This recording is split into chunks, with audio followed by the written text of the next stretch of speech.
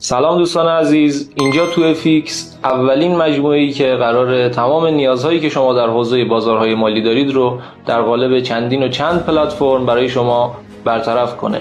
بریم با هم تا با خدمات و سرویس هایی که این پلتفرم ها قراره به شما ارائه بدن بیشتر آشنا بشیم. تو FX سفر به دنیای جذاب بازارهای مالی.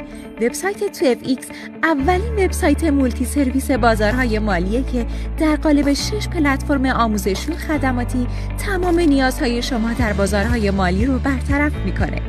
در پلتفرم دنیای ترید شما توسط برترین اساتید آموزش و منتورینگ بازارهای مالی آموزش میبینید و به بهترین دوره‌های آموزشی بر اساس استانداردهای روز دنیا دسترسی پیدا میکنید و می توانید به مینی کورس تور ترید و بات جامع نقشه راه معامله‌گری به صورت رایگان دسترسی داشته باشید.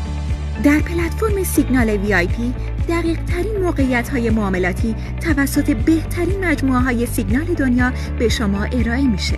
در پلتفرم جابینگ چارت به عنوان اولین پلتفرم کاریابی و استخدام مخصوص فعالین بازارهای مالی میتونید بین هزاران فعال بازارهای مالی پروژه ثبت کنید و رزومه اختصاصی خودتون رو بسازید و به اشتراک بذارید. در پلتفرم نقد و بررسی تمام بروکرها، صرافی‌ها، پراپ تریدینگ‌ها، مجموعه‌های سیگنال و سایر نهادهای مالی، آموزشی و خدماتی در بازارهای مالی براتون نقد، بررسی و رتبه بندی شده و میتونید در هر زمینه‌ای بهترین ها رو انتخاب کنید. در پلتفرم روبوترید بدون اینکه نیاز به دانش برنامه‌نویسی داشته باشید، یاد میگیرید چطور ربات معامله‌گر خودتون رو بسازید و وارد دنیای جذاب معاملات الگوریتمی بشید. در پلتفرم بیمه معاملاتی میتونین از خدمات تخفیف کارمزد و برگشت ریبیت مجموعه استفاده کنید تا در معاملاتتون کارمزد کمتری بپردازید و کلی سرویس و خدمات دیگه که توسط یک مجموعه بزرگ برای بیش از 100,000 کاربر تو FX آماده شده.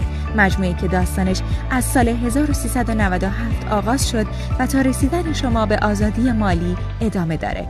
تو FX برای آزادی مالی.